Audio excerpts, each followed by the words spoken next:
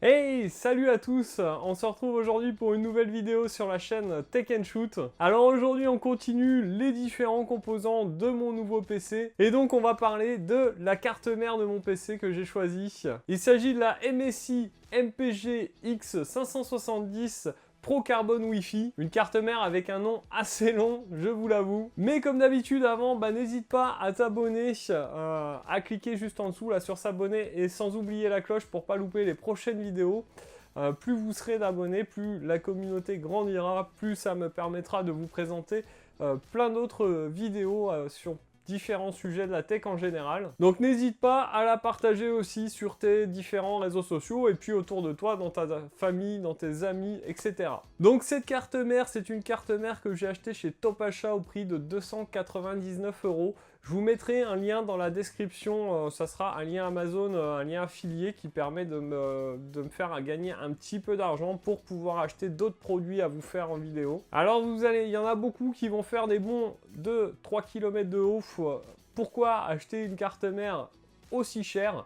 La première raison, moi, c'est que je voulais un chipset X570, donc forcément les cartes sont tout de suite un petit peu plus chères. Et la deuxième raison, c'est que je voulais du Wi-Fi 6. Alors j'ai regardé un petit peu partout et en fait une carte PCI Wi-Fi 6, c'est dans les 100 €. Donc je me suis dit, quitte à faire, autant trouver une carte mère avec le Wi-Fi 6, mettre 100 € de plus sur ma carte mère, histoire d'avoir une carte mère un peu plus qualitative. Voilà, chacun fait ses choix comme il veut. Moi, j'ai décidé de faire ce choix-là. Et on va discuter aujourd'hui de cette carte mère. Donc, vous l'avez compris, cette carte mère, chipset X570, Wi-Fi 6, les différentes connectiques, on va tout de suite en parler en gros plan. Et puis, on se retrouve après pour voir un petit peu de ce que je pense de cette carte mère.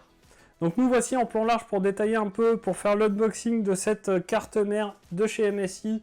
Donc comme vous voyez la MPG X570 Gaming Pro Carbone Wi-Fi. Pourquoi X570? Parce que tout simplement c'est le chipset de cette carte mère qui supporte, comme c'est écrit dessus, les AMD Ryzen 3000, la série 3000. Bien sûr, si vous avez un Ryzen série 2000, ça sera compatible dessus. Donc à l'arrière de cette boîte, on va avoir les caractéristiques principales de cette carte mère. Donc le core boost qui est prévu pour gérer l'alimentation des processeurs multicœurs. Une alimentation pour le processeur 8 plus 4 pins. Alors on a les ports Gen 4, on en a 2, ça c'est plutôt cool. Le Wi-Fi 6 comme je vous disais, ainsi que le Bluetooth, donc ça c'est plutôt cool. On a aussi le Mystic Light, donc une carte mère RGB, comme vous le voyez ici sur la photo, avec 16,8 millions de couleurs. Audio Boost 4, donc qui va être la gestion de l'audio. Au niveau refroidissement, on a un petit ventilo à l'intérieur, je vais vous le montrer après en ouvrant la boîte. Donc lorsqu'on ouvre, on découvre directement la carte mère, je vais vous la montrer juste après, on va voir ce qu'il y a d'autre dans ce bundle.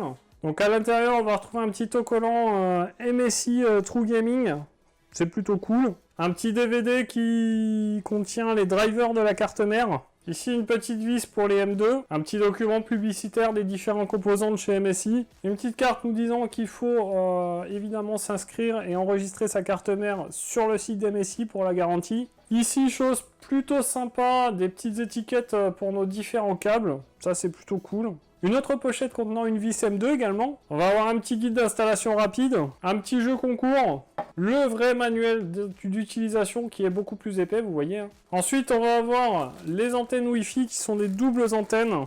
Un petit câble connectique pour les ventilateurs.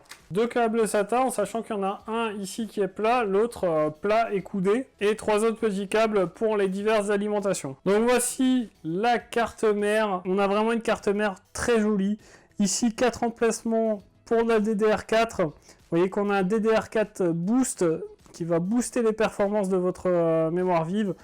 Toutes les différentes connectiques ici l'alimentation. On va avoir ici le petit ventilateur qui est fait pour refroidir la partie M2. Ici les ports PCI renforcés. La partie CPU évidemment. Alors au niveau connectique à l'arrière, on va avoir des ports USB, donc on a du 3.0, du 2.0, du 3.1 type A et un 3.1 type C, donc ici type C, vous voyez, On a quand même beaucoup d'emplacements USB. On a évidemment du RJ45. Ici, les deux connectiques pour l'antenne Wi-Fi, un port HDMI, un port souris. Oui, il y a encore des ports souris comme ça, clavier souris, puisqu'il y a encore des claviers souris qui utilisent ce type de port.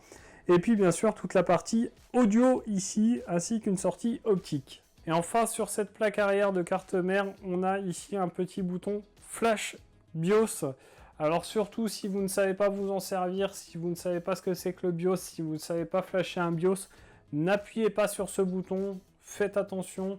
Voilà, c'est réservé aux utilisateurs confirmés qui savent ce qu'ils font. Donc voilà pour cet unboxing assez rapide de cette carte mère de chez MSI. Vous en verrez plus, comme je vous l'ai dit, dans la partie montage du PC. Vous verrez un peu les connectiques et comment on monte tout ça. En attendant, on va se retrouver en plan large pour la fin de cette vidéo. Donc nous revoici en plan large pour discuter un peu de ce que je pense de cette carte mère. Cette vidéo, je la tourne après avoir monté mon PC. Donc je sais à peu près ce qu'elle vaut, je sais si je suis content ou pas de mon achat. Et concrètement, bah oui, je suis content de mon achat. C'est une très belle carte mère. Les connectiques sont nombreuses, il y a vraiment tout ce qu'il faut. On a pas mal de choses sympas. Ce que j'avais même pas vu en l'achetant, c'est que y a du RGB sur cette carte mère. Alors voilà, si vous êtes fan de RGB, il y en a dessus. Toutes les connectiques qu'il faut. Seul petit point négatif que je devrais donner à cette carte mère, c'est le logiciel MSI Dragon Center, le logiciel qui gère un peu tout ça. Moi perso, au final je l'ai désinstallé et j'ai installé Ryzen Master parce que le logiciel de MSI me faisait quelques bugs entre mes divers matos.